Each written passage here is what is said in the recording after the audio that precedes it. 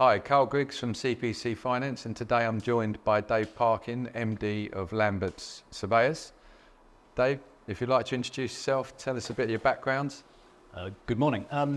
So I'm Dave Parkin. We have a business in Islington, the base is in Islington, but we cover the whole of London. We do commercial and residential valuations. We have a building surveying department. We also have a block management department. So we think we're an old-fashioned general practice chartered surveyors. And so we cover a lot of bases, but that means we've got a lot of knowledge, we've got a lot of information and grey hairs, which means we know stuff. That's where we are. and no disrespect to your hair, but yeah, there's knowledge with age. Okay. And your personal background, how long have you been surveyor? So I came down from Yorkshire because I was told the pavements were made of gold. Yeah. About 42 years ago, I've been a chartered surveyor on and off most of the time, mainly on actually. I've worked across London. I used to work for a company called Collies, who are now part of Halifax.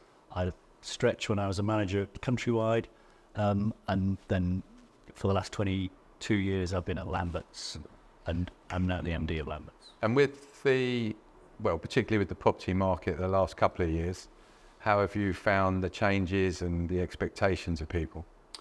Well, I think the big issue over the last 6-9 months has been interest rate rises, and that is, in my opinion, still taking effect. Yeah. I think people are still getting to grips with 5.25 rather than 0.1 as a base rate, and I think the cost of borrowing is fundamental to property. Yeah.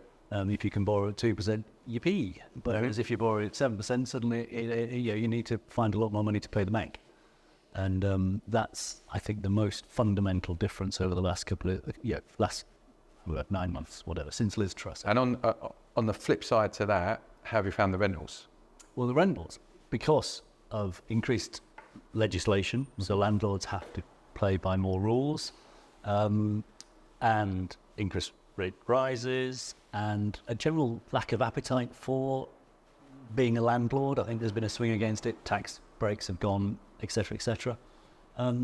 There's less property to rent. The private rental market has shrunk, and so the number of people still wanting to rent hasn't shrunk. So the demand has stayed the same, and the prices have to go up. I think, if anything, clear and simple supply and demand. Because of the interest rate increases, the first-time buyers are harder to get on the ladder. Yep.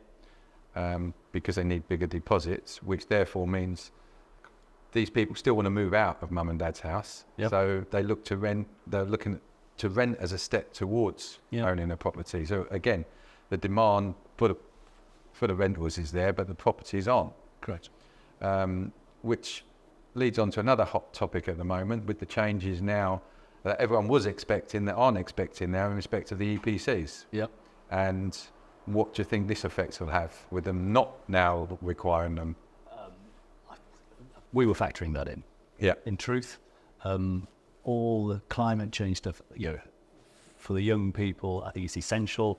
For us old gits, it probably is less essential because we're probably going to ride it out. But I think climate change is a major problem, and we're just not addressing it. No. And there's no political will to address it. I mean, Richie Sunak's on the telly today saying he's going to stop the move towards 20 miles an hour speeds. It's a vote winner, but it's not going to help the planet. No. And you're opening up oil fields, etc., etc. There is no political will to get EPCs at the top of the agenda. I think the main market not the main market, a big area of growth, definitely in the last 5 years, possibly in the last 10 years, has been the HMO market. Yep. Yeah. What are your thoughts on where it's come from, where it is, and where it's going? It's a big question. I think it's answered the question of providing relatively cheap housing, and the rental market, obviously, we've discussed briefly before, and I think it addresses that first step. Mm-hmm. So you want to be out of mum and dad's house, you go into an HMO type of property, and it's a shared accommodation, so it's kind of like being at university or whatever. So it's your next step. So it provides that for the renter. From the landlord's point of view, it is a cash cow. It is hard work. I think any landlord who thinks that it's an easy way to make money needs to have a good look in the mirror. Particularly where the legislation's come from to where it is now. Exactly. Exactly. And the control that you have to have. Yeah, and the room licenses sizes, you need and all the rest. Which can change through the term of the license. Correct. So when you go to renew, it might not fit for 6 bedrooms now, it might be 5. Yeah. So it's an ongoing business transaction, really. Yes. But what about where it's going? Where it's going, that's a very good question. I would suggest that the HMO model is moving along. Mm-hmm. I think the big problem is we've had a lot of HMO providers, landlords, who have taken a house, made it into an HMO, and they've loved the income. Yeah. The next step is what happens next. For instance, how do you value a serviced accommodation? So instead of going from a monthly income, they're going to a sort of a weekly, daily. Yeah. Most banks don't like it. Yeah. Because of the risks involved, because you've got to avoid day 2. Yeah. You've got someone in day 1, you've got to avoid day 2. So the banks don't like it because it's much more volatile. Yeah. They don't like volatility. In terms of freeholders who own their own thing by themselves, it's absolutely the way that the market's moving. Yeah. Yeah. And we see a lot of it. Landlords who say, "Oh, no, I've got an AST," and you've got loads of people with big suitcases coming in. You go, "Really? Is it an AST? I don't think so. I don't think so." But we're the eyes and ears of the bank. Yes. The majority of the work we do is for banks. Yes.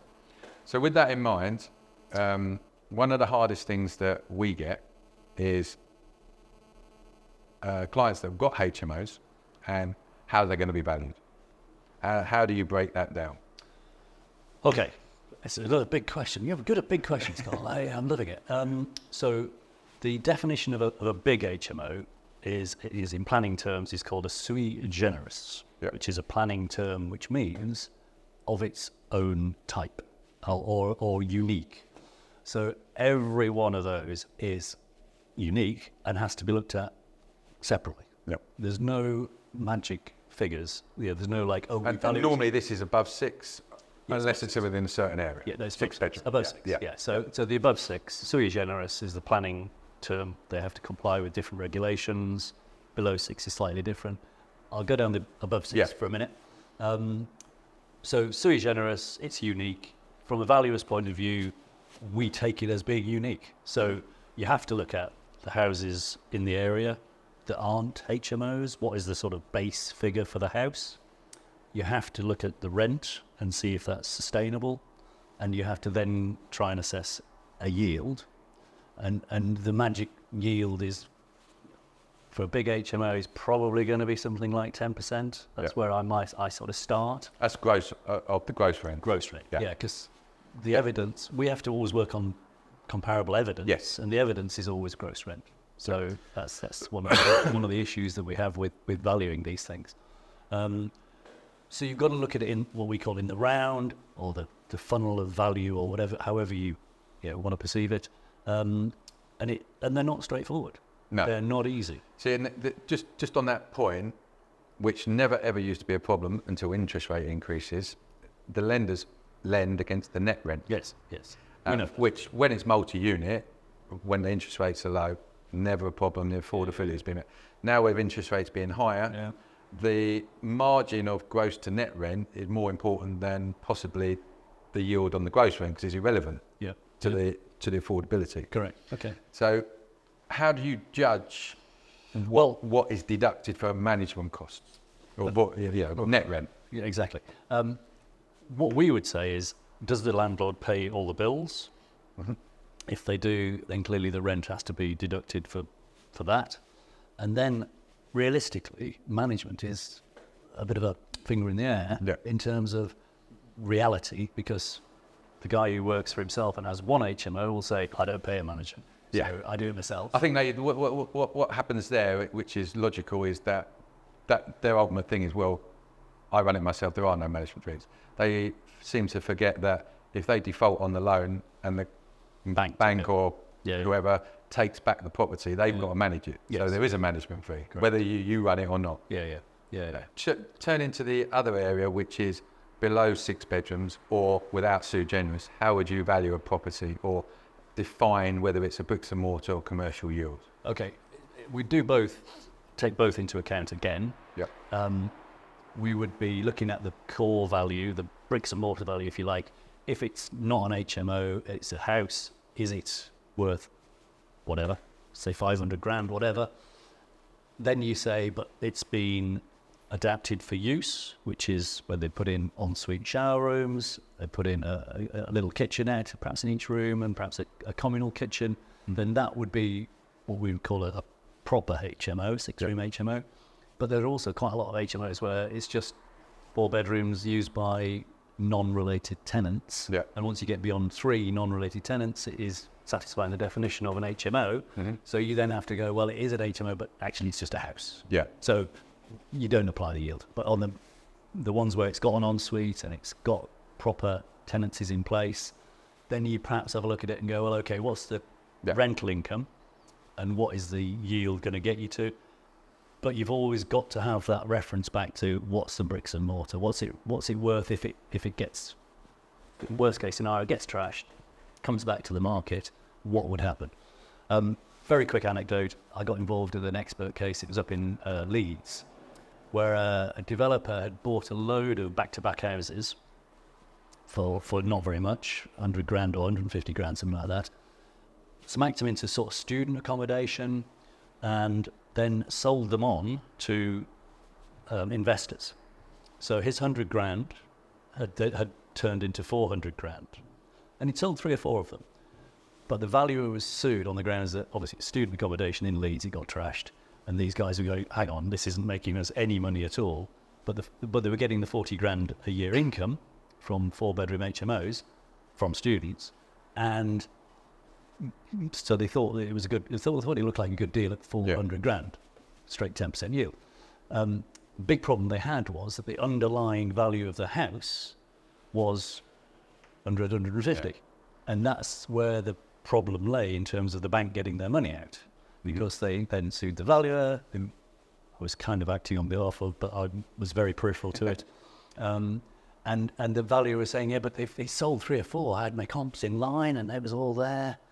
But he just hadn't got the underlying value, right. The underlying bricks and mortar, if you like. Yeah. And if you don't take that into account, and you don't necessarily need to go, well, it's still that house, it's still 100 grand, it could be more, but it won't be necessarily the 10% yield, because you need to probably take a punchier or less attractive multiple to get to your capital value. Right. Yeah, so that was a bit of a long-winded answer. No, absolutely fine. Then the next area, which again is popular because of the source of incomes, is multi-unit blocks. Yep. And a lot of people are buying freeholds, converting them offices. Again, there is a fine line between what a client thinks they're worth and then what they're worth as a whole, because they're multi-unit. And if it goes on the market, the whole block goes on the market. And sell them off individually is what if you sell them off individually, that's what the clients think the values are. Yep. But an investor would normally want a discount of some sort. You should be a valuer. Well, I have it explained to me enough. But then the question that I get asked is, should we split the title? Well, that's not going to change a lot, is it? Well, it helps. Yeah.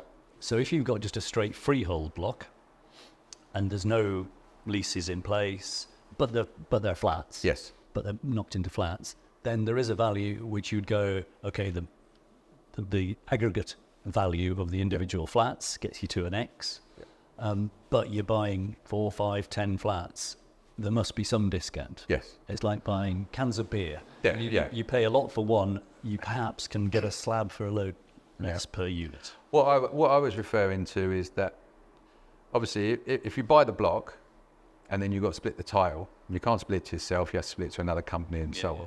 Yes. But if you take the freehold, say, of 6 flats and you want to sell one off, you can issue a new lease out of the freehold then. Correct.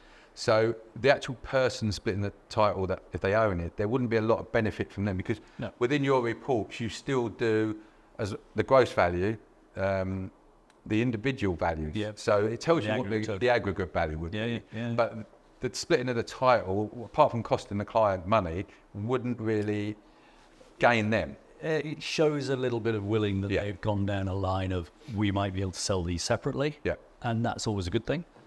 And especially if they've sold one, then that's a really difficult conversation, because you go, well, you've sold one, that's lovely, but now you haven't got a freehold block anymore. Yeah. You've lost control of one unit. Yeah. That's kind of difficult. Yeah. Will another buyer look at it as being a good thing because they've got one sold, or would they look at it as a bad thing because they've lost control of the whole block?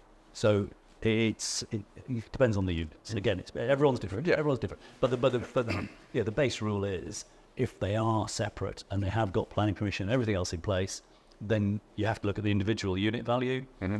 But then back to the thing again about yields and what have you. Then look at the rent, and then you look at the potential to sell it as a freehold unit, Yeah. as an investment. And if the two are well out of line, something's wrong. Yeah. No. So yeah, Makes sense. yeah, And then leading on to the most popular at the moment, yeah. well, which is gaining momentum, is commercial to residential Yeah. conversions. What's the overall thoughts on that? It's ongoing. It's a good thing. Yeah. There's Because of the day one price, isn't it, mainly? Yeah. So you're buying an office or a shop, actually. Quite a lot of tertiary shops now are converting to residential. So you're buying something which has got no real use at the moment. Yeah, there's not the demand, not the value in it, and you're knocking it into something that's worthwhile. So from the point of view of an uplift, Yeah. It'd be a bigger percentage than the residential to HMO in value. yes, Okay. potentially. Yes. Potentially. And I'm sure you see it as much as I do. Little projects to big office blocks being converted, but which to me has the attraction, but then you've got a lot of flats that you've either got to rent out or sell off. Yeah. Yeah. So that again would offer bigger discount on the overall value. Correct. Yes. So yeah, the gross development value Yeah. of something that's massive is much more volatile and is much more varied. It's probably a bigger range, depending on how positive or negative people are feeling about things that day. Yeah. But also the reality is there's a bigger range, Yes. because there's not many people in the market at the top end like that. Yeah. So they will be more cute about yields and investments and what have you. Excellent. Moving on to the final main question, I think, because we've kept enough of your time. When you get an instruction, you make the appointment with a client, and you meet them at the appointment. Is there anything that you would suggest, recommend, not to make your life easier, but to give you a better picture of what a client's proposing to do in respect of them giving you information at the time? As much information as possible, really. And so if it is a conversion, have you got planning permission? Do you need planning permission? Is it